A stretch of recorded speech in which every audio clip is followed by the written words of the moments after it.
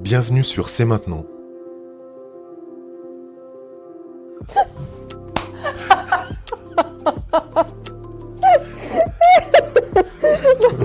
Ça va pas aller, arrête. C'est mort.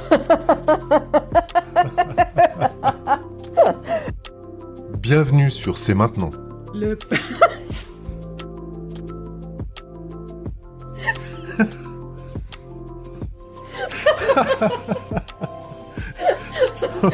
Attends, Bienvenue sur C'est maintenant.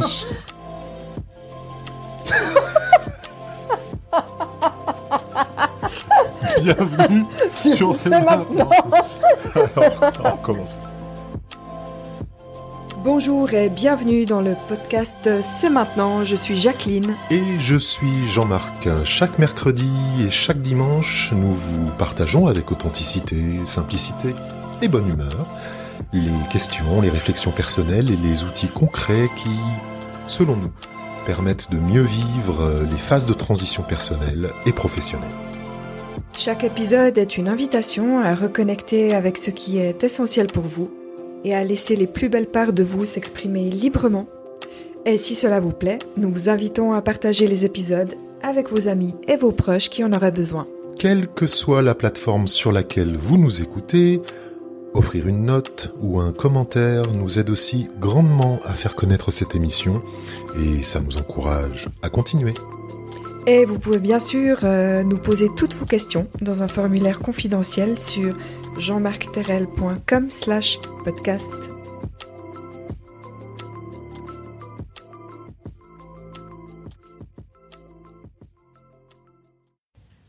Bienvenue dans ce nouvel épisode du podcast C'est maintenant.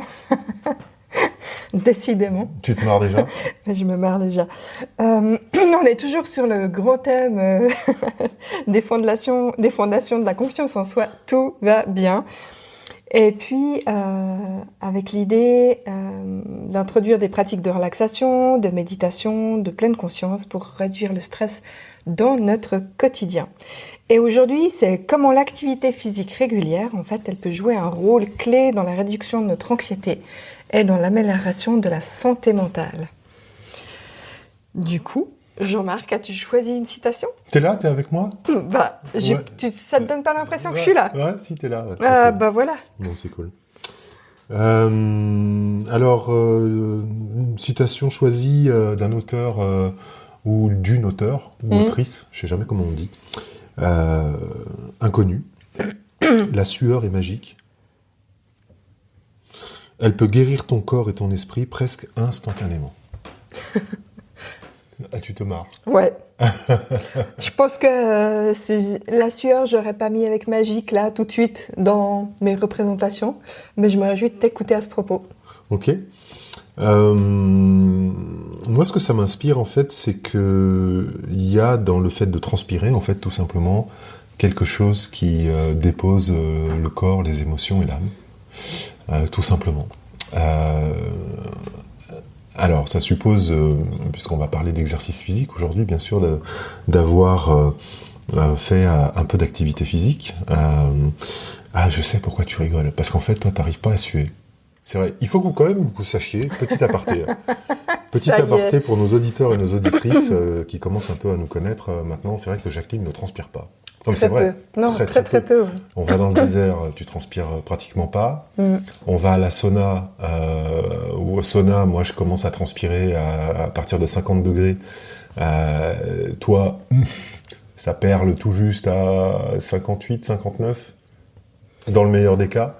Donc c'est vrai, c'est peut-être pour ça en fait que cette citation-là t'inspire pas. Ça a peut-être un rapport avec la rétention d'eau. Bon. Monsieur Terrel. Ok. Donc la sueur est magique, ouais, il y a quelque chose de magique. Elle peut guérir ton corps et ton esprit presque instantanément. Je pense qu'à partir du moment où le corps commence à transpirer dans une activité physique, c'est qu'il y a des processus d'élimination en fait qui se mettent en place tout simplement. On sait que la peau est un émonctoire, tu sais, un de ces organes en fait qui sert à l'élimination. Et que au travers de la sueur, de la transpiration, on élimine des toxines en particulier. Pas que, hein, bien sûr, mais il y a quelque chose donc de guérissant dans le fait d'éliminer en fait ce qui encombre le corps d'une certaine façon. Et lorsque le corps est mis en mouvement et qu'il y a une forme d'effort qui est fait, en tout cas, il y a aussi quelque chose de très apaisant pour les émotions, de très apaisant pour l'esprit. On sait par exemple que, je sais pas, après une dispute, un moment de colère, aller marcher 15 minutes, 20 minutes, 30 minutes dans la nature, ça dépose quelque chose. Alors on va peut-être pas transpirer, mais le fait de mettre le corps en mouvement, en fait, va permettre de laisser quelque chose se déposer. Voilà. Et lorsque le corps est en mouvement, il y a aussi quelque chose au niveau de l'esprit qui s'apaise, très clairement. Voilà ce que ça m'inspire. Alors peut-être que c'était compliqué pour moi d'imaginer que la sueur est magique. En fait, je mets derrière le mot magique quelque chose, j'allais dire, qui se fait presque tout seul. Et dans le fond, effectivement, si je me mets en mouvement dans une activité sportive et que je suis pleinement dedans, avec de l'effort, avec de l'endurance, et que voilà, ça crée un effet comme ça, j'allais dire, tonifiant. Du coup, effectivement, le fait de transpirer, ça peut être magique dans la mesure où ça fait évacuer, où ça sort, où ça permet aussi à l'esprit de s'échapper, puis d'être reconnecté au corps, et juste au corps, et du coup de revenir à l'instant présent. Ouais, alors du coup, si l'esprit s'échappe, il n'est pas reconnecté au corps. Non, mais l'esprit s'en va. Si tu veux, l'esprit s'en va, c'est-à-dire les pensées ruminantes, elles s'en vont. L'esprit reste, il s'échappe pas. Hein. Mais les pensées ruminantes s'en vont, le stress, ça, quelque part, s'en va. J'arrête de ruminer parce que j'arrive pas à ruminer en même temps, en fait, que je me concentre sur ce que je suis en train de faire, par exemple, du vélo ou de la marche ou quelque chose qui me demande un effort physique, quand même. Et du coup, ça remet une forme de tranquillité dans mon esprit qui est focus sur autre chose que sur les pensées qu'il est en train de ruminer. Et du coup, ça recentre et ça permet d'évacuer. Je pense qu'effectivement, dans le fait d'évacuer, que ce soit finalement par la transpiration, par la sueur, ou du coup, pour moi, je dis souvent que les larmes sont magiques, c'est un peu la même chose, sauf que c'est pas le même mot, enfin c'est connoté différemment. Mais pour moi, les larmes, elles sont magiques, que ce soit des larmes de joie ou des larmes de chagrin ou de peur. La sueur des yeux. La sueur des yeux, elle est magique parce que précisément elle permet d'évacuer et de laisser s'en aller quelque chose de l'ordre du stress, de l'inquiétude, de la peur. Ouais, c'est ça. Ouais. Tu vois, j'ai l'impression que dans ces moments de changement, de transition, il y a quelque chose de fatigant dans le fait de ruminer. Oui, clairement. En fait, c'est de l'énergie. Les pensées qui tournent en boucle à l'intérieur de la tête, c'est comme une forme d'énergie. Et c'est comme si toute cette énergie, elle était concentrée au niveau du mental d'une certaine façon. Et en se mettant en mouvement, l'énergie se déplace. Du coup, toute cette concentration d'énergie mentale qui est dépensée à ruminer en fait des choses, tout à coup se déplace pour que le corps puisse se mouvoir. Et en se déplaçant de cette façon-là, je suis d'accord avec toi qu'il y a effectivement quelque chose qui fait que l'esprit se dépose, mais moins peut-être sur les ruminations. Du coup, ça permet aussi d'éliminer les mauvaises pensées, les pensées compliquées, les inquiétudes, comme tu le disais. Donc, elle n'est pas si mal que ça, cette citation. Elle n'est pas si mal que ça.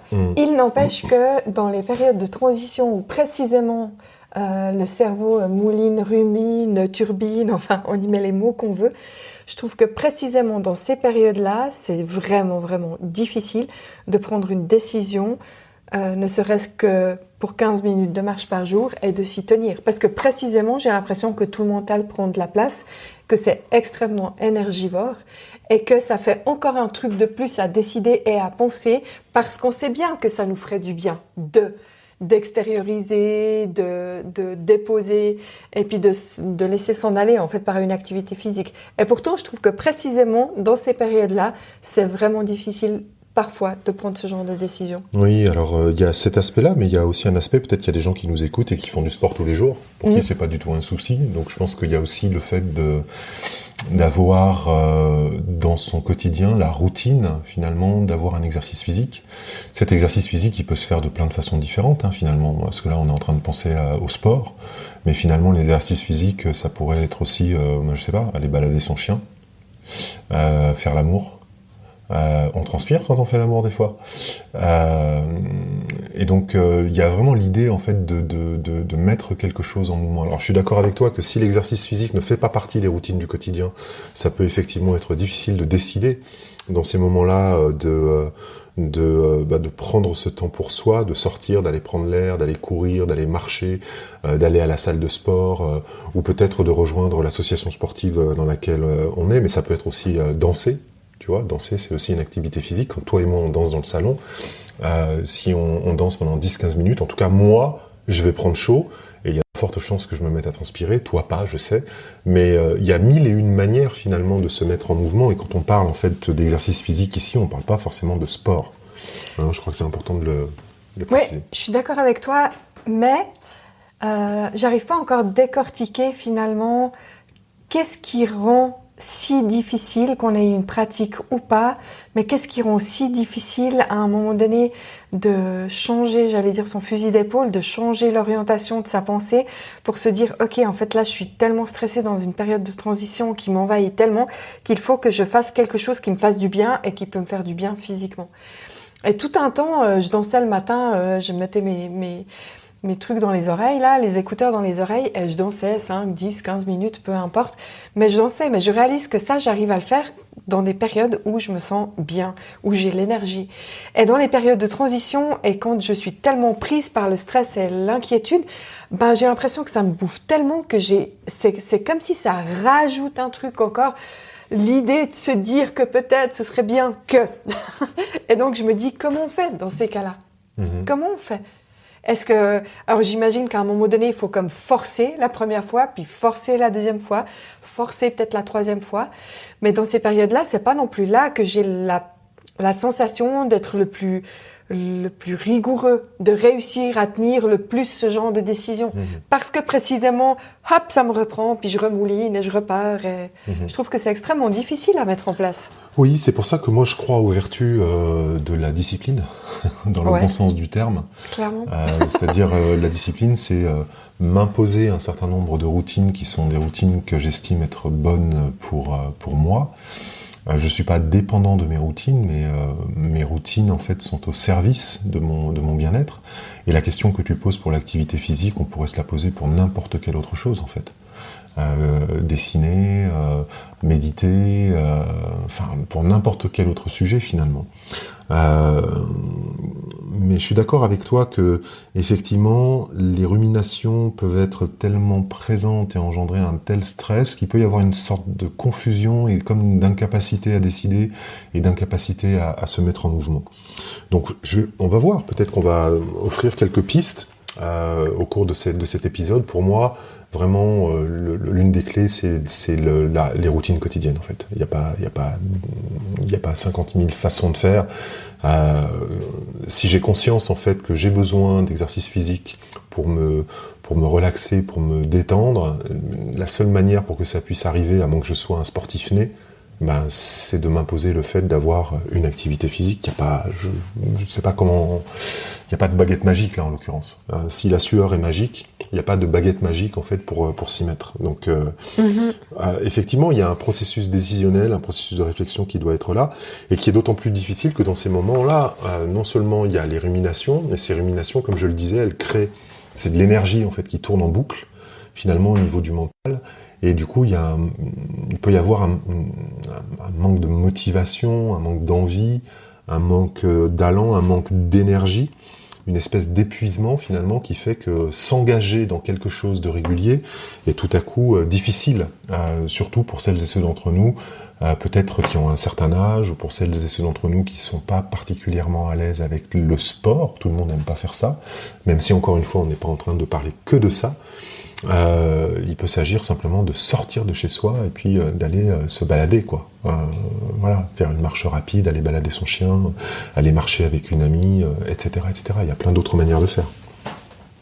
En effet. Ouais. On sait aussi que l'exercice physique, ça va avoir un impact sur le sommeil, très clairement, sur la qualité du sommeil. On le sait tous. Je veux dire, après une journée passée dehors à faire des choses, même si c'est juste de l'exercice physique dans le jardin, aller jardiner, déplacer des pots, creuser un trou, etc. Porter des sacs de terreau, tu fais ça pendant une journée, à la fin de ta journée, tu as été au contact de la terre, des bonnes bactéries là, qui sont dans la terre, dont je me souviens plus le nom. Celles qui rentrent par nos mains, là, quand on a les mains dans la terre, j'ai oublié le nom. Et tout ça, en fait, va permettre, à la fin d'une journée, de se rendre compte que, il y a quelque chose qui s'est posé, il y a quelque chose qui s'est déposé intérieurement. Le simple fait d'être dehors, surtout avec les modes de vie très casaniers ou très bureau, maison, finalement, qui sont les modes de vie de beaucoup d'entre nous. Donc c'est une espèce de cercle vicieux. Je dors mal, je manque d'énergie, de motivation, je rumine, du coup je manque d'énergie et de motivation, du coup je me dépense pas, du coup je dors mal, enfin on n'en sort pas. À un moment donné, je crois que la seule manière de pouvoir trouver une issue à ça, c'est de décider de faire quelque chose. Et de le faire de façon routinière et quotidienne. Mm-hmm. Il y a un autre aspect qui est important dans tout ça. Je vois que tu réfléchis, donc je continue avec ce qui me vient. Un autre aspect qui est aussi important dans ces moments-là, c'est que il y a une dimension sociale à l'activité physique. Souvent, il y a une dimension sociale à l'activité physique.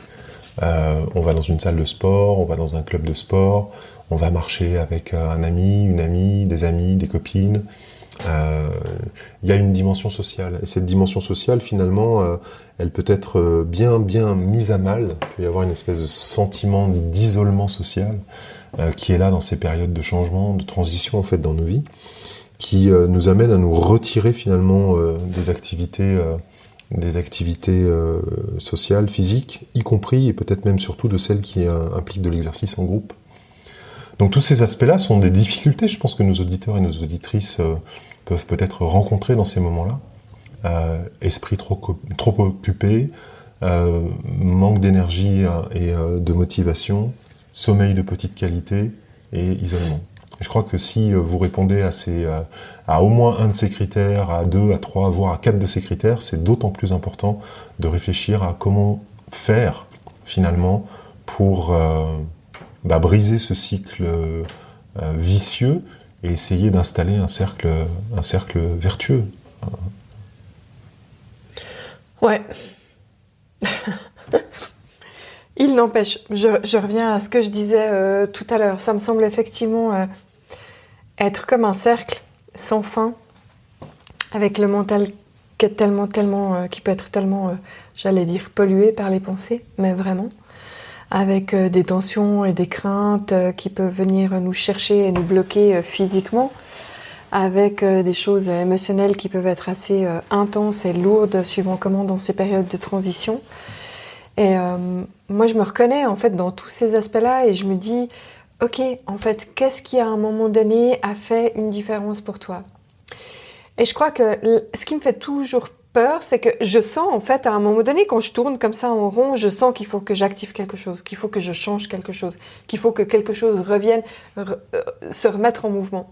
Et donc je décide, je me dis, oh super, demain matin j'attaque. Puis le lendemain matin, en fait, comme j'ai passé encore la moitié de la nuit à mouliner, le lendemain matin, je suis tellement crevée que j'ai bien la bonne intention de bien faire les choses, mais je suis tellement crevée que je me lève. Je peux même me lever à l'heure que j'avais prévue pour faire l'activité, mais j'y arrive pas. Puis après, j'enquille ma journée, je reviens, ça se repasse, et j'enquille la journée d'après exactement sur le même mode. Et je me dis, qu'est-ce qui fait à un moment donné que quand même quelque chose va faire la différence? Alors peut-être que c'est quand vraiment je suis allée trop loin, qu'il faut que j'expérimente encore le bout de plus que je peux tenir. Puis parfois j'ai l'impression que du coup mon corps quand même commence à me dire des choses. Enfin le corps finit toujours par dire quelque chose. Et si j'apprends à écouter mon corps de manière plus fine, je vais aussi percevoir en fait... percevoir que quelque chose doit vraiment changer. Et là, dans cette période particulière que je traverse depuis quelques mois, je sens comment mon corps, il me dit chaque fois qu'il y a un stress qui vient, une inquiétude ou un stress, et ça se passe clairement dans la zone du ventre chez moi, mais je le perçois aujourd'hui très vite, alors qu'avant je le percevais pas. Et là, je me dis, ok, en fait, de quoi tu as besoin à ce moment-là? Et souvent, ce qui vient, c'est de silence, En fait, j'ai besoin de silence. Et là, ce qui est paradoxal, c'est que des fois, j'ai besoin de silence, mais je suis dans un contexte où il n'y en a pas. Et du coup, la seule alternative pour moi de de retrouver dans une forme de silence, c'est de mettre de la musique toute douce dans les oreilles. Mais parce qu'en fait, le silence, c'est pas que le silence sans bruit, c'est le silence sans mots, sans intervention, voilà. C'est comme si j'ai besoin de me retrouver dans une grotte ou dans une bulle dans laquelle on va pas venir en permanence me poser une question, me chercher, enfin voilà, c'est surtout ça.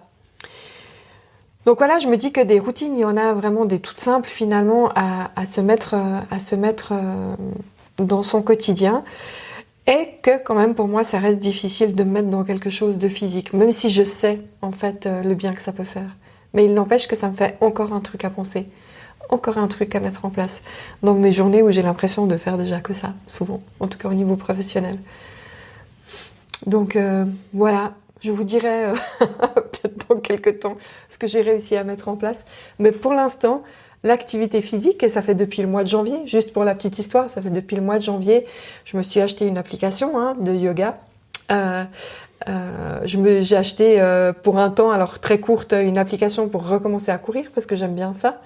Je me suis dit que j'allais tous les jours marcher au moins un petit moment. Résultat des courses, ni le yoga, ni la course, ni la marche, j'ai fait depuis le mois de janvier. Alors oui, il y a eu des temps où j'ai fait un peu plus que d'autres, mais en termes de routine, j'y arrive pas. Il y a quelque chose qui est vraiment comme ralenti à l'intérieur de moi et qui me prend tellement d'énergie que j'arrive pas encore à mettre l'énergie là-dedans. Pourtant, je suis à peu près sûre, et c'est peut-être en ça que la sueur est magique, je suis à peu près sûre que si je force une fois, 2 fois, 3 fois, 10 fois, peut-être que ça me donnera le déclic pour vraiment me mettre dans quelque chose de physique. Ouais. Après, peut-être que l'une des questions qu'on pourrait se poser, c'est de savoir finalement, quand on se lance dans une activité comme ça, pourquoi on le fait. Peut-être c'est une des pistes, tu vois, de se dire, ok, c'est quoi ma motivation au fond? Qu'est-ce qui fait que je n'arrive pas à décider? Peut-être que c'est que je suis pas clair en fait sur mes motivations, sur ce dont j'ai vraiment envie. Ouais. Est-ce que c'est vraiment juste une question d'énergie? Alors mon intention, en fait, en janvier, c'était clairement de m'offrir des espaces où je change d'énergie. C'était ça l'intention de départ. Parce que de rester tout le temps dans une énergie qui mouline et puis qui me prend, comme de l'énergie vitale, là, moi j'en avais marre. Donc je me suis dit, trouver quelque chose à faire, même le matin, où t'es encore pas trop pollué en fait par tout ce qui va arriver dans la journée, me permet de démarrer la journée avec une autre énergie. Mais en fait, je réalise que j'ai un capital de fatigue tellement intense que j'y arrive pas le matin. Alors, tu me diras, faut peut-être essayer le soir. Puis le soir, je suis fatiguée de ma journée, donc j'y arrive pas non plus. Non, mais il y a quelque chose où j'ai l'impression de tourner en rond, en fait, vraiment. Mais c'était ça l'intention par rapport à ta question. En tout cas, l'intention pour moi, c'était ça. C'était de faire une activité qui me change d'énergie parce que j'ai conscience que même en faisant un tout petit peu de yoga ou en allant courir ou en allant marcher, je sais que je me connecte à une autre énergie et je sais combien elle peut me faire du bien, mais j'arrive pas à la tenir. Là, il y a le coach en moi qui s'agite en fait et qui dirait ok super, il y a une intention donc qui était claire et du coup peut-être la question qui pourrait se poser c'est on va pas faire ça maintenant, mais qu'est-ce que je veux obtenir de cette activité? Tu vois, parce que ça, c'est pas forcément clair aussi. On peut avoir l'intention de quelque chose, mais si cette intention, l'intention, elle oriente l'énergie de l'action. Mais elle n'est pas suffisante en soi. Si j'ai une représentation claire de l'objectif que je veux atteindre, je sais pas, un meilleur sommeil, plus d'énergie pendant la journée, j'en sais rien, mincir, perdre du poids, prendre du poids, en fonction des objectifs en fait qui sont là, peut-être que ça peut aider aussi dans ces moments un peu de confusion à y voir un petit peu plus clair sur ok, j'ai l'intention en fait de m'y mettre, mais c'est quoi mes objectifs concrètement? Peut-être qu'il y aura une réflexion à mener là-dessus, tu vois. Ok. Et ce que dirait le coach également, c'est quel système de soutien est-ce que je mets en place en fait pour y parvenir? Parce qu'il y a des gens qui ont la discipline en fait pour se mettre à faire du sport tout seul, aller à la salle tout seul, aller marcher tout seul, faire une activité physique tout seul. Et puis il y a d'autres personnes qui ont plutôt besoin d'un environnement social, comme je le disais tout à l'heure en fait, qui va être motivant, qui va être stimulant, etc. On est tous faits de façon complètement différente. Donc tous ces éléments-là, finalement, peuvent permettre de réfléchir à quelles sont les conditions, les meilleures conditions possibles que je peux mettre en place pour atteindre les objectifs qui sont en lien avec mon intention. Mais si je suis pas au clair sur les objectifs, sur ce que je veux atteindre comme résultat, alors peut-être j'ai l'intention de changer d'énergie, mais changer d'énergie, ça va me permettre quoi ? Tu vois ? Si on était dans un entretien de coaching, on va pas faire ça parce que t'as pas besoin d'un coach là tout de suite, t'as besoin d'un compagnon de vie. Mais peut-être que ce serait ça, tu vois, la question autour de laquelle réfléchir. C'est à ça que vont servir aussi les coachs. Je reprends l'exemple des salles de sport parce que c'est un exemple auquel je pense beaucoup d'entre nous peuvent se relier. Mais justement de se dire ok, c'est ça que je veux atteindre, c'est comme ça que je veux me sentir, c'est telle masse que je veux développer, c'est tel poids que je veux perdre, etc. Si je suis pas au clair là-dessus, ben peut-être que si je vois pas le résultat que je veux atteindre, ben ça n'arrivera jamais. Tu vois, j'ai l'intention d'apprendre à jouer de l'harmonica. Pourquoi ? Pour pouvoir prendre du temps et pouvoir être un peu où j'ai envie d'être, j'ai envie de dire, et avoir un instrument qui est facile à trimballer avec moi où que je sois. Mais j'ai jamais vraiment réfléchi en fait à c'est quoi le résultat que je veux atteindre. Et du coup, je me suis pas encore mis à jouer de l'harmonica. Tu vois ce que je veux dire ? Et donc peut-être qu'il y a quelque chose autour de ça qui mériterait aussi d'être approfondi, parce que ma conviction, c'est que toi comme moi, on a suffisamment on a un niveau d'engagement suffisamment important dans les choses dans lesquelles on s'engage pour se tenir à quelque chose une fois qu'on a décidé de ce qu'on a décidé en relation avec les résultats qu'on veut atteindre. Ce podcast en est un exemple. Oui, en effet. Ce podcast en est un exemple. Ça nous prend un temps certain, finalement. On s'est fixé un objectif pour cette année avec ça. C'est ce que je dis. On s'est fixé un objectif pour cette année avec ça. Donc on sait vers quoi on a envie d'aller, en fait. Rencontrer plus de gens, partager qui on est, être en contact avec des gens qui nous connaissent un petit peu mieux parce qu'ils nous ont écoutés, partagé pendant le podcast, développer autour de ça nos activités, bien sûr, permettre à des gens... de mieux nous connaître au travers de tout ça. On a une image du résultat qu'on veut atteindre. Mais si je ne visualise pas, c'est ce que dirait un coach, si je n'ai pas une visualisation, sensorielle, qu'est-ce que je vais voir, qu'est-ce que je vais entendre, qu'est-ce que je vais goûter, qu'est-ce que je vais sentir, qu'est-ce que je vais ressentir dans mon corps, alors finalement, le cerveau ne sait pas se mettre en mouvement, finalement. Ça reste flou, tu vois, ça reste une intention du jour de l'an. Ouais, alors j'entends et ça bien. note rien aux aspects fatigue, etc., dans lesquels tu es, dans lesquels je suis, et qui sont bien présents. Moi aussi, je bataille pour me remettre à faire du sport régulièrement. Je vois les haltères sont là, elles sont posées là dans le salon, dans notre petit espace. Je ne m'y suis pas remis. Alors j'ai eu des blessures aussi, en particulier avec ma bursite au coude là, qui s'est présentée à un moment où émotionnellement les choses ont été compliquées avec quelqu'un de ma famille. Et puis ça m'a arrêté en fait pendant 1 mois et demi, pratiquement 2 mois. Et puis depuis je m'y suis pas remis en fait. Mais concrètement, je sais que j'ai besoin de ça. Je me suis pas remis à ça, mais je ne m'y suis pas remis parce que je me suis pas projeté dans un résultat. Et je sais quel est le résultat que je veux atteindre aujourd'hui. Le résultat que je veux atteindre aujourd'hui, c'est perdre du poids. Et je sais pourquoi je veux perdre du poids. Parce que on a un événement important dans cette année et que j'ai pas envie en fait de me voir en photo à cet événement important comme je me vois aujourd'hui sur les photos. Mais je ne passe pas encore à l'action parce qu'aujourd'hui, j'ai plus de bénéfices d'une certaine façon à ne rien faire qu'à faire quelque chose. Donc il y a ça aussi, tu sais, il y a les fameux bénéfices secondaires. J'ai plus de bénéfices à ne rien faire en me disant ok, le soir je suis crevé, je bois un petit verre, je mange une tranche de sauce. J'essaie au contraire de me reposer, de faire la sieste, etc. parce que je sens que je suis là à ce moment particulier de ma vie.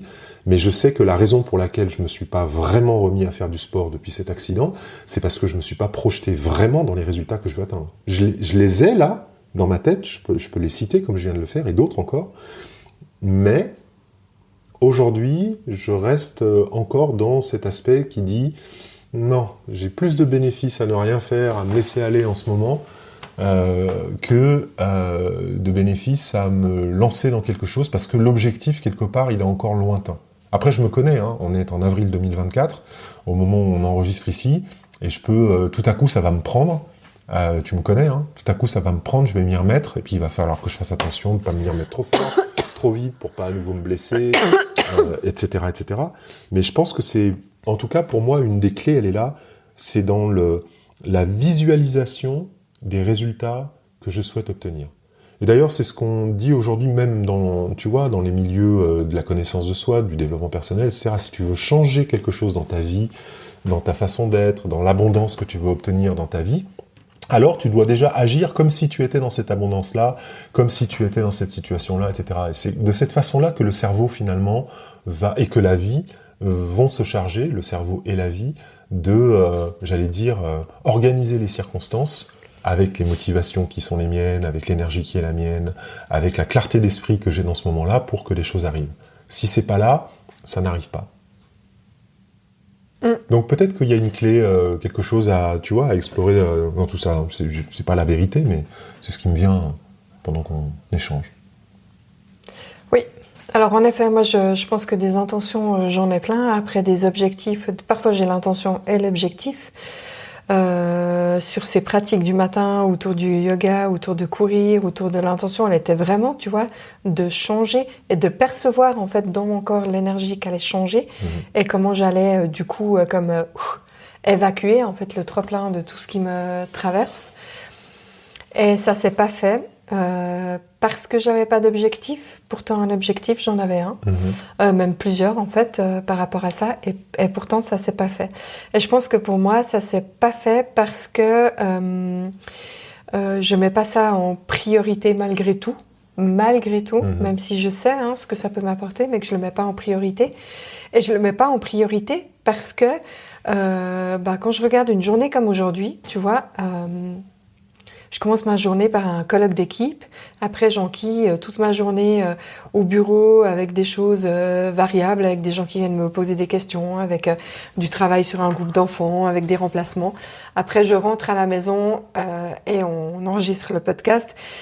Juste après le podcast, on a une formation ce soir où je fais comment on appelle ça ? Où j'anime en fait la partie, comment on appelle ça ? Tu modères. Je modère la séance de ce soir. Et puis ensuite de ça, il est 21h. Et puis là, au milieu, il faut encore vite se grouiller de croquer un morceau. Et donc, je suis là. Ok, j'ai une super intention, j'ai un super objectif. Mais juste, je vais caser ça où ? Encore, tu vois ? Et c'est comme trop. Ouais, je comprends. Et je pense que beaucoup de nos auditeurs et auditrices peuvent se relier à ça. Et là, cette fois-ci, c'est plutôt le PNListe qui pourrait se pencher sur ce que tu as dit en disant que c'est, je trouve intéressant que tu as dit deux choses en fait. Tu as dit ça ne s'est pas fait en parlant du fait de te remettre à l'exercice. Et la formulation est intéressante parce que c'est une formulation d'une certaine façon qui est extérieure. Ça ne s'est pas fait. Ouais, comme si ça dépendait pas de moi. Exactement. Donc, alors que je suis la première aux premières loges quand même. Ça, c'est la première chose qui mériterait en fait une séance. Pas avec moi, mais une séance. Et la deuxième chose... Non, je vais pas faire une séance avec toi encore. Et la deuxième chose que je trouve intéressante, c'est, tu as dit, je commence ma journée par un colloque d'équipe. Or non, tu commences pas par ta journée par un colloque d'équipe. Non, je commence par me lever. Exactement. En fait, il s'est passé plein de choses avant le colloque d'équipe. Mais ça renvoie à ce que tu disais, c'est-à-dire la perception en fait que la journée va être très pleine, ce qui est vrai, le manque d'énergie le matin au lever, etc., etc. Et donc ça m'envoie à un autre point, pardon, qu'on peut peut-être partager avec nos auditeurs et nos auditrices. C'est peut-être la question des objectifs. Tu vois, acheter une application de yoga, prévoir les choses que tu avais prévues, ça veut dire aussi prévoir un certain temps le matin. Et je sais pas combien de temps durent tes séances de yoga dans ton application, j'en sais rien, peut-être... entre 10 minutes et 30 minutes. Entre 10 et 30 minutes. Entre 10 et 30 minutes, c'est pas rien. Moi, tu le sais, je suis très favorable à la méthode des petits pas. C'est-à-dire comment je fais, en fait, pour, plutôt que de me fixer l'objectif, je vais caricaturer, de me lever le matin et de faire 2 heures de sport avant de partir au boulot, comment je peux faire quelque chose qui va peut-être me prendre 3 minutes, 5 minutes, de façon régulière pendant un certain temps, histoire d'enclencher la machine, un petit pas après l'autre, en fait, une petite étape après l'autre. Et ça nécessite, au niveau cognitif, au niveau mental, de faire de l'espace, en fait, à cette chose-là. Parce que s'il n'y a pas de l'espace qui est fait à cette chose-là en se disant, ok, ça va peut-être me prendre 5 jours, 6 jours, 7 jours de changer mon rythme et de, je sais pas, me lever 5 minutes plus tôt, 10 minutes plus tôt ou 15 minutes plus tôt pour commencer par quelque chose qui va me prendre 5-10 minutes d'exercice, peut-être juste faire des étirements dans mon salon, peut-être juste marcher, sortir et aller marcher 5 minutes autour du pâté de maison, etc. Tu vas faire quelque chose qui va mettre gentiment la machine en route. Et ce qui est intéressant, justement, je pense que dans les périodes d'agitation, de transition, comme celle qu'on est en train de traverser, toi et moi, eh bien, il y a tellement de choses qui sont là dans la tête que c'est comme si cet espace n'existait pas. Et quand tu dis je commence ma journée par un colloque d'équipe, c'est intéressant, c'est comme si tu t'étais levé, hop, et bim, le Et colloque, bim, j'y suis. et t'y es. Alors que Ouais, non, c'est- pas du tout. Non. Mais ça parle. Mais la sensation, elle est quand même C'est là. ça. La perception, elle est, c'est Et ça. Hein. Exactement. Ça parle Mais de la c'est vrai. perception qui est là, et cette perception, elle n'est pas mauvaise, elle est pas bonne non plus, elle est juste ce qu'elle est. Et prendre conscience de ça, je pense que c'est aussi un pas pour aller vers quelque chose de différent. Mhm. Aïe, aïe, aïe. Ouais. Donc quelques pistes qu'on peut donner. Une des premières qu'on a données là, je pense que qu'il faut avoir à l'esprit, c'est la notion de routine. C'est si vous avez conscience que c'est important pour vous de faire de l'exercice, que ça va vous faire du bien, quel que soit l'exercice que vous faites. Danser dans votre salon 5 à 10 minutes le matin, faire 1 heure de sport le matin, aller courir autour du pâté de maison, ou retrouver quelqu'un à la salle de sport le soir, j'en sais rien. Le fait d'avoir une routine régulière, d'avoir fait de la place dans votre agenda par rapport à ça et d'avoir une idée des résultats que vous voulez atteindre avec ça, est vraiment quelque chose que j'aimerais vous encourager à faire. Ça va permettre très clairement de diminuer le stress et d'améliorer la santé mentale, parce qu'on le sait, après avoir fait de l'exercice, on se sent tous plus posés.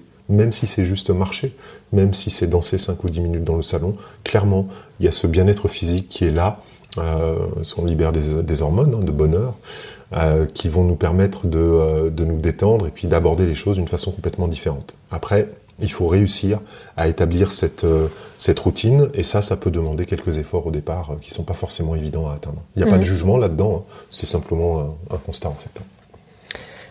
Et du coup, on en a déjà discuté avant, mais l'idée c'est aussi de se trouver des activités physiques de faible intensité, c'est-à-dire pas forcément se fixer des objectifs directs, je sais pas, de boxe ou de faire 50 km à vélo, mais de commencer peut-être par des activités comme marcher, tout simplement, autour de chez soi ou dans la forêt. Après, il y a tout le temps moyen de marcher un peu, qu'on soit en ville ou finalement un peu plus loin à la campagne, de faire des exercices de yoga qui sont relativement doux, ou alors si on a la possibilité d'aller nager. C'est vrai que c'est des activités qui sont pas non plus trop challengeantes, suivant comment, et puis qui permettent effectivement de lâcher, évacuer. Faible intensité, de faible intensité, ouais. C'est effectivement une piste. Après, vous pouvez trouver autre chose. Alors, la marche, c'est assez facile à faire. Parfois, ça peut être de décider, si c'est possible pour vous, de partir au travail en marchant, ou de vous arrêter une station plus tôt, ou 2 stations plus tôt si vous êtes en bus ou si vous êtes en métro là où vous êtes, et de terminer en fait le trajet à pied, ou le soir après le boulot, eh bien plutôt que de prendre le bus ou le métro juste à côté, eh ben de marcher jusqu'à une station plus loin ou 2 stations plus loin. Il y a plein de façons de faire. Ça demande un petit peu de créativité, mais en tout cas avec la marche, il y a plein de choses qui sont possibles. Et puis voilà, ça me semblait important de le dire. La natation, ça peut nous donner l'impression que déjà il va falloir que j'emmène avec moi du matériel, une serviette. La météo, elle est pas forcément adéquate. J'aime pas nager en piscine, il y a trop de gens. Nanani, nanana, il peut y avoir plein de choses. Et en même temps, c'est vrai que c'est une activité qui est très douce.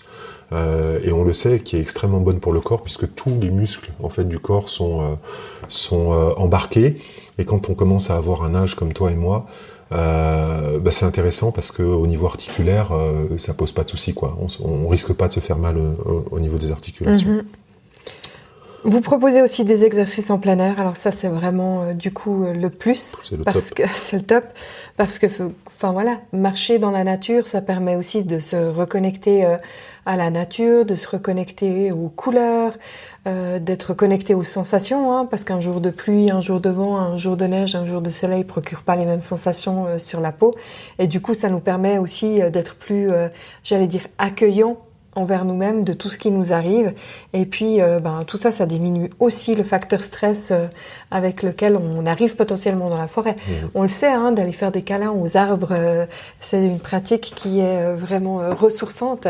Et puis, pour ceux et celles qui l'ont pas encore fait, je vous invite à aller une fois dans une forêt et puis regarder la forêt. Et je suis persuadée, vous allez trouver tout à coup dans votre regard, à promener votre regard, vous allez voir un arbre qui sort du lot. Vraiment. Et puis l'idée c'est de trouver un arbre qui a un tronc avec des branches assez hautes, hein, parce que sinon ça va être compliqué. Mais déjà, alors soit... et puis pas un acacia. On est bien d'accord. Mais du coup, soit de vous trouver un arbre avec un tronc qui soit accessible facilement et vraiment de prendre l'arbre comme si vous lui faisiez un câlin. Donc si vous avez un tronc relativement petit, vous pouvez vraiment comme ça l'entourer de vos bras et puis lui faire un câlin. Ou alors, ce que moi j'aime beaucoup faire, c'est me mettre en fait le dos contre le tronc et puis rester posé là en fait, comme si je recevais en fait l'énergie du tronc dans ma colonne vertébrale et puis les pieds posés au sol, comme lui avec les racines. Je trouve que c'est toujours un exercice fascinant. Et avec les enfants, on a fait ça pendant plusieurs années de suite au camp. On avait acheté comment ça s'appelle, les stéthoscopes là des médecins. On avait des stéthoscopes et puis on allait écouter en fait le tronc de l'arbre. Alors, il faut rester longtemps, il faut vraiment qu'il n'y ait pas de bruit, mais on peut entendre la sève qui coule à l'intérieur. Et ça, alors, pour lâcher. Donc, si jamais vous me croisez avec un stéthoscope dans la forêt, vous saurez ce que je suis en train de faire. Et puis, peut-être que du coup, je ne serai pas la seule à me promener avec un stéthoscope dans la forêt. Mais voilà, de vous connecter à la nature, en tout cas dehors, dans une activité, que ce soit marche, course. Ça fait du bien. Si vous n'avez pas de forêt, alors peut-être que pour certaines personnes, ça peut paraître un peu étonnant d'entendre parler du fait d'aller faire des câlins aux arbres. Je tiens juste à dire que c'est une pratique qui existe depuis très très très longtemps, au Japon en particulier, qui commence à acquérir ses lettres de noblesse en Europe. On parle de sylvothérapie. Il y a des groupes qui se sont développés un petit peu partout dans la francophonie. Faites une recherche sur Internet si jamais la pratique vous intéresse. Aussi dire que quand on parle de plein air, vous n'avez peut-être pas une forêt à côté de chez vous. Tout le monde n'a pas la chance d'avoir une forêt à côté de chez soi. C'est peut-être simplement un parc que vous avez à côté si vous vivez en ville, et simplement aller se poser dans un parc ou marcher dans un parc en étant attentif à la façon dont ce parc a été arboré, aménagé, peut-être une façon aussi très très bien. Et puis si vous n'avez rien de tout ça à côté de chez vous, peut-être que vous avez, je sais pas, l'océan, la mer, le peut-être lac, des la montagnes, rivière. le lac, la rivière. Enfin, il y a mille et une façons de vivre les choses en plein air qui sont sympas. Et puis le dernier point, peut-être en termes de pistes, c'est vraiment essayer de vous trouver un partenaire ou une partenaire. C'est le côté système de soutien, comme on dit en coaching. C'est comment en fait je mets en place pour me remettre à l'exercice physique, faire diminuer mon stress, un système qui va me permettre de soutenir les intentions et les objectifs en fait qui sont les miens. Et c'est vrai que le fait d'aller avec un copain, une copine, un ami, une amie, quelqu'un de votre famille, ou juste de rejoindre un club en fait de sport, des partenaires en fait pour d'exercice ou d'entraînement, va bien entendu faciliter, améliorer la motivation et vous permettre en plus de créer des liens sociaux. Et donc ça, c'est quand même aussi intéressant. Peut-être on peut donner... tu disais, tu partageais un protocole, si j'ose dire, ta façon de faire en fait avec les arbres. Moi qui ai des grands bras, je trouve pas toujours des arbres à ta taille, à ma taille. Et pour ma part, je trouve pas forcément indispensable en fait de pouvoir faire le tour de l'arbre, enfin prendre complètement le tronc. J'aime les grands arbres, moi les gros arbres comme tu sais. Et juste être appuyé en fait contre l'arbre avec les bras qui le touchent, comme si je voulais le prendre mais sans nécessairement pouvoir en faire le tour, c'est vraiment quelque chose de sympa. L'idée c'est baladez-vous de façon consciente dans la nature, quelle que soit la nature finalement que vous avez autour de vous. Et pour ça, vous pouvez intégrer la marche en conscience. il y a deux aspects en fait qui peuvent être intéressants. C'est intégrer la marche en conscience, et une des pratiques que je fais faire parfois en retraite, c'est d'aller marcher dans la nature comme si c'était la première fois. C'est-à-dire, c'est d'y aller dans cette intention. Vous êtes un extraterrestre qui débarquez pour la première fois dans l'endroit de nature dans lequel vous êtes, et vous découvrez la nature avec le regard de quelqu'un qui n'a aucune idée de ce qui se trouve autour de lui. Donc c'est pas seulement les arbres, ça peut être les fleurs, les plantes, vous pouvez tout à coup vous arrêter sur des insectes qui sont là, vous pencher et les observer tout ça comme si c'était vraiment la première fois. Donc en faisant ça, vous pouvez faire ce que disait Jacqueline tout à l'heure, c'est-à-dire c'est amener votre attention sur vos sensations corporelles, en particulier si vous marchez sur vos pieds, pendant que vous êtes en train de vous déplacer sur le sol, essayez de marcher à un rythme relativement lent. Essayez d'être dans l'attention de ce qui se passe au niveau respiratoire. Et puis, si vous avez de la difficulté avec ça, vous pouvez aussi vous immerger, vous plonger dans l'environnement sonore en fait qui est autour de vous. C'est-à-dire être attentif à tous les sons. Que vous soyez en ville dans un parc ou que vous soyez en pleine nature, il se passe toutes sortes de choses au niveau sonore. Et donc, cette pratique, elle va vous permettre d'ancrer finalement votre esprit dans l'ici et maintenant, dans le moment présent, d'éloigner les pensées stressantes, et même si vous ne suez pas à la fin de la balade, d'avoir au travers de ces exercices doux, comme le disait tout à l'heure Jacqueline, ces exercices physiques de faible intensité, amener un bien-être indéniable dans votre corps, vos émotions et votre esprit. Tout comme le fait de marcher de manière consciente en nature, vous pouvez faire aussi des exercices de stretching, en fait, de cette même manière-là, ou comme on le verra après, du vélo, ou enfin toutes sortes de choses que vous pouvez... Mais l'idée vraiment, en fait, c'est d'amener votre attention de manière spécifique sur ce que vous êtes en train d'expérimenter à ce moment-là. Et d'utiliser en fait le stretching pour connecter à la fois le corps et l'esprit, et puis du coup détendre tous vos muscles qui sont tendus par le stress qui est engrangé depuis le début de la journée ou depuis les semaines passées. Donc voilà, essayez de vous engager dans une routine de stretching conscient, en portant attention aux sensations à chaque fois, à chaque étirement, en respirant profondément pour maximiser en fait le phénomène de relaxation. C'est une bonne chose. Et puis de se concentrer sur le relâchement des tensions qui sont accumulées dans les zones clés, comme la nuque, la mâchoire, le cou, les épaules. Enfin, en tout cas, chez moi, c'est très... Le dos. Le dos, je réalise. Et puis, on dit d'ailleurs pas pour rien qu'on en a plein le dos. Mais je sais, moi, en tout cas, au niveau des tensions, que tout à coup, ça se fige au niveau des épaules, au niveau de la nuque, au niveau juste là derrière aussi. Et puis quand vraiment il y a trop, ça me prend la tête. L'expression, elle n'est pas pour rien. Non, elle n'est pas pour rien. Et puis on en a plein le dos, elle n'est pas pour rien non plus, cette expression. Absolument. Tu évoquais l'idée de faire du vélo. Toute activité peut se pratiquer en pleine conscience. Si vous avez un vélo ou si vous aimez faire du vélo, vous pouvez vraiment utiliser le cyclisme pour engager votre esprit et votre corps dans une activité relaxante, une activité qui va favoriser la gestion, l'intégration de votre stress. Un petit parcours tranquille où il n'y a pas un trafic, allez pas faire du vélo sur le périphérique ou sur l'autoroute évidemment, mais un endroit dans lequel il y a peu de trafic. Et puis pendant que vous pédalez, vous amenez votre attention sur les sensations du corps qui sont engagées dans le mouvement en fait de faire du vélo, le mouvement de vos jambes, vos mains posées sur le guidon, la brise sur les parties dénudées de votre corps, le visage, peut-être les mains, peut-être les bras en fonction de la saison. Et puis, vous pouvez être dans cette ouverture à ce qui défile en fait autour de vous, paysage qui défile autour de vous, en cherchant à chaque fois que vous observez qu'il y a des pensées intrusives qui s'invitent, des ruminations qui reviennent, à relâcher expiration après expiration ces différentes tensions et à ramener votre attention dans l'observation à nouveau de l'environnement dans lequel vous êtes, comme si c'était la première fois. Voilà, ça peut être aussi une activité intéressante pour s'ancrer dans l'instant présent. Et puis pour ceux qui aiment l'eau, comme toi et moi. On peut effectivement utiliser l'eau aussi comme moyen de détente et de pleine conscience pour réduire le stress. Et d'ailleurs, dans l'eau, en fait, en participant à une séance d'aquagym ou d'aqua-yoga, je vais y arriver, on réalise très vite qu'on est soutenu en fait dans l'effort qu'on est en train de fournir parce que l'eau nous permet en fait un effort assez différent que si on était dehors. Et pour ceux qui aiment l'eau et la sensation de l'eau, là c'est la même chose, c'est vraiment d'être conscient en fait de ce que l'eau permet à notre corps en termes de gestion de l'effort, mais aussi en termes de gestion, de réduction du stress et de toutes ces questions-là.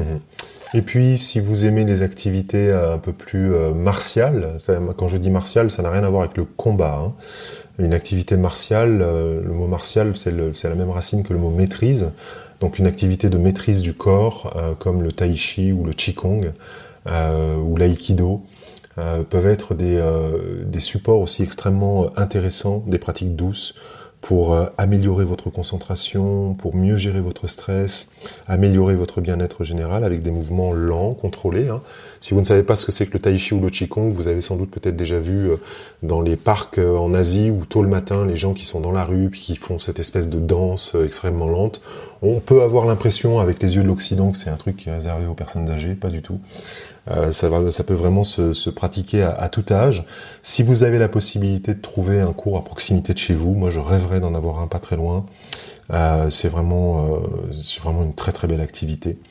L'idée c'est vous êtes en pleine connexion avec votre corps, dans le mouvement, vous êtes connecté à votre respiration et ce sont des disciplines qui sont excellentes, qui sont connues, qui sont reconnues pour améliorer la gestion du stress. Et quand on termine 1h30 de tai chi, je sais pas si tu te souviens, on avait été faire un cours ensemble, et ben on termine son cours de tai chi, on n'a pas pensé à rien en fait, pendant le temps de la séance. Non, clairement. En vrai, c'est rien effectivement. On est concentré vraiment que sur l'instant présent. Et puis, on a l'impression de ne pas avoir fait grand-chose. Non. Et le lendemain, ah là là, il y a des courbatures un petit peu partout. Hein.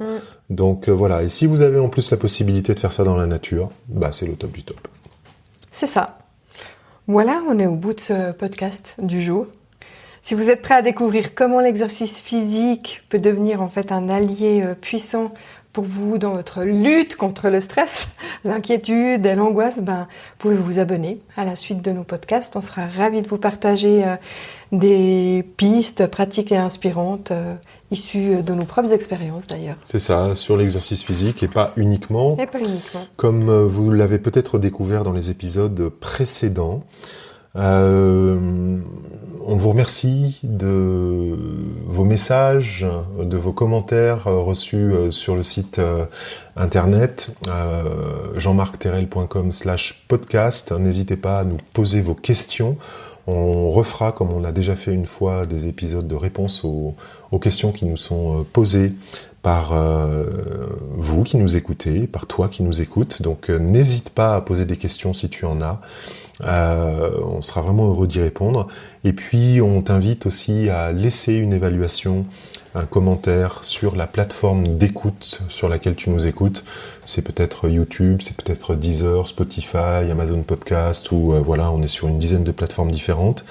Ta contribution peut motiver d'autres auditeurs à reprendre le contrôle de leur bien-être et puis à découvrir ce podcast aussi. Ça nous aide à nous sentir un peu moins seuls, même si on est quand même deux à l'animer. Mais oui, carrément. Mais voilà, ça aide aussi le podcast à être repéré dans les algorithmes. Et donc, merci d'avance de participer à faire connaître cette émission au monde entier. Faites-vous une belle soirée, une belle matinée. J'allais dire un bon week-end, mais bon, on est lundi, ça le fait pas. Ouais, Ok. C'est ça. Prenez soin de vous. À bientôt. C'est maintenant.